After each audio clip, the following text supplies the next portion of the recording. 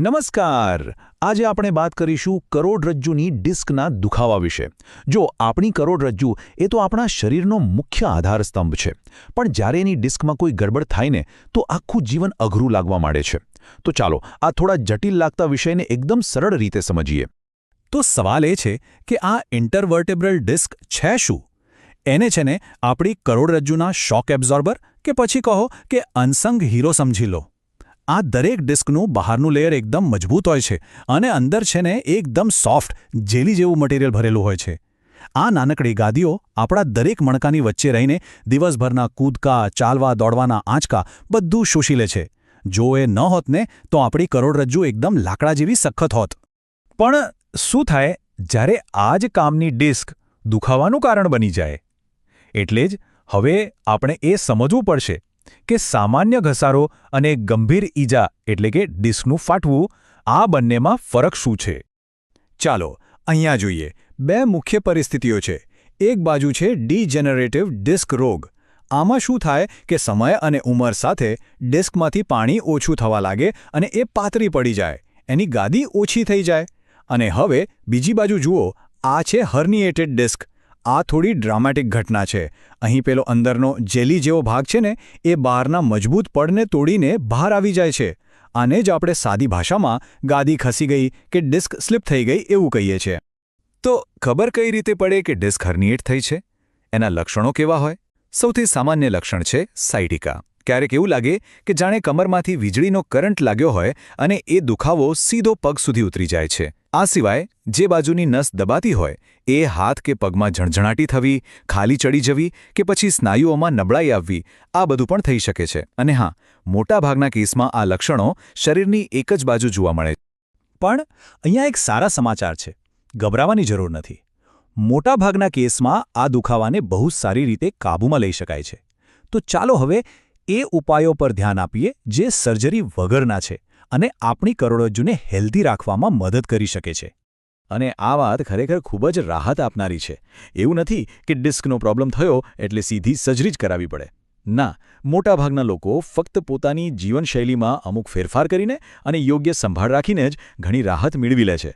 પોતાની જાતે કાળજી લેવી એ સૌથી પાવરફુલ દવા છે. તો આપણી કરોડરજ્જુને સ્વસ્થ રાખવા માટેના 5 મુખ્ય પાયા છે. બસ આ 5 બાબતો પર ધ્યાન આપવાનું છે. હલનચલન કરતા રહેવું, બેસવા ઉઠવાની રીત સુધારવી, વજન કાબૂમાં રાખવું, સારો ખોરાક લેવો અને સૌથી અગત્યનું ધૂમ્રપાન છોડી દેવું. આના પર ધ્યાન આપવાથી ઘણો મોટો ફેરફાર જોવા મળી શકે છે. ચાલો આમાંથી અમુક ખાસ મુદ્દાઓને થોડા ઊંડાણમાં સમજીએ. સૌથી પહેલી અને સૌથી જરૂરી વાત છે મૂવમેન્ટ. હલનચલન બંધ નથી કરવાનું.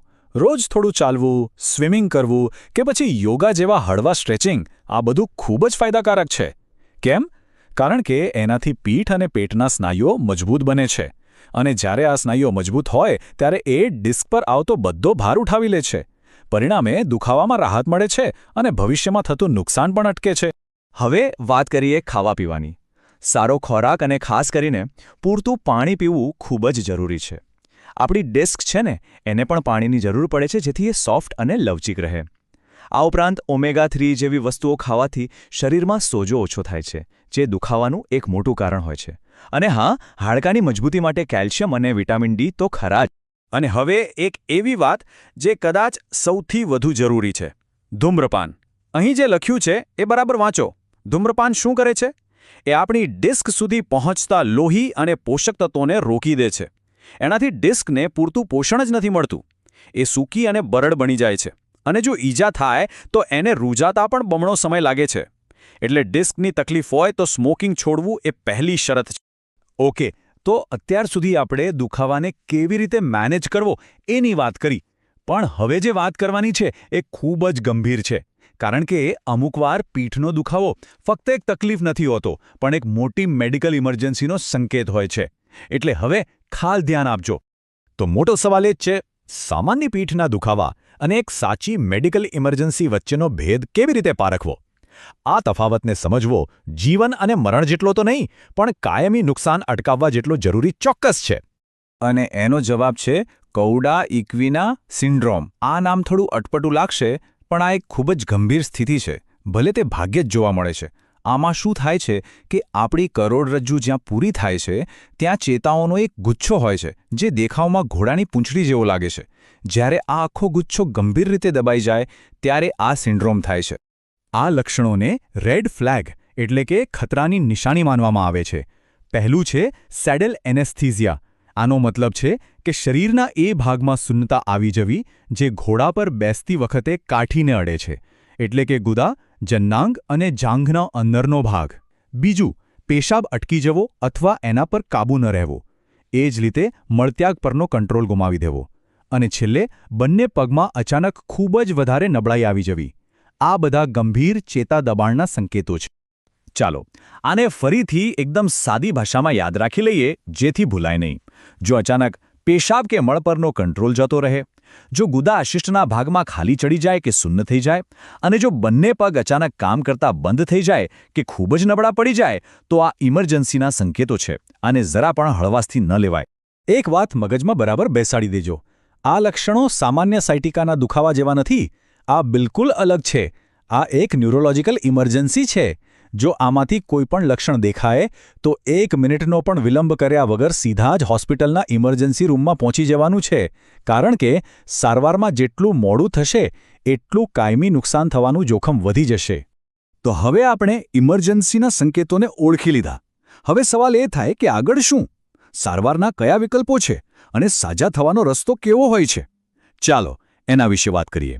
સામાન્ય રીતે હર્નિએટેડ ડિસ્કની સારવાર માટે 2 રસ્તા હોય છે. એક છે કન્ઝર્વેટિવ કેર એટલે કે ઓપરેશન વગરની સારવાર, જેમાં કસરત, દવાઓ અને જીવનશૈલીના ફેરફાર આવે. બીજો રસ્તો છે સર્જરી. હવે રિસર્ચ એવું કહે છે કે સર્જરીથી દુખાવામાં રાહત જલ્દી મળે છે, એ વાત સાચી. પણ મજાની વાત એ છે કે લાંબા ગાળે એટલે કે 2-3 વર્ષ પછી જોઈએ તો સર્જરી કરાવનાર અને ન કરાવનાર બંનેના પરિણામ લગભગ સરખા જ હોય. આ ચાર્ટમાં પણ એ જ વાત દેખાય છે.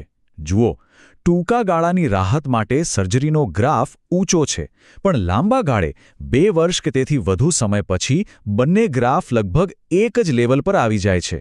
આનો સીધો મતલબ એ છે કે જો ધીરજ રાખવામાં આવે તો ઓપરેશન વગરની સારવાર પણ એટલી જ અસરકારક સાબિત થઈ શકે છે. પણ આ વાત કોડા ઇક્વિના સિન્ડ્રોમ પર લાગુ નથી પડતી. યાદ છે પેલી ઇમરજન્સી? એ કેસમાં સમય જ બધું છે. સારામાં સારું પરિણામ મેળવવા માટે લક્ષણો શરૂ થયાના 48 કલાકની અંદર સર્જરી થઈ જવી ખૂબ જ જરૂરી છે. આ 48 કલાકનો આંકડો જ બતાવે છે કે આ સ્થિતિ કેટલી ગંભીર છે. તો આ બધી ચર્ચાનો સાર શું નીકળ્યો? બસ એટલો જ કે આપણે આપણા શરીરની ભાષા સમજતા શીખવું પડશે અને પોતાને એક સવાલ પૂછવો પડશે. અત્યારે જે થઈ રહ્યું છે એ ફક્ત એક સંદેશ છે કે જેને જીવનશૈલી બદલીને સુધારી શકાય, કે પછી આ એક ઇમરજન્સી એલાર્મ છે જેને તરત જ મેડિકલ મદદની જરૂર છે? આ 2 વચ્ચેનો તફાવત સમજવો એ જ સ્વસ્થ કરોડરજ્જુની ચાવી છે.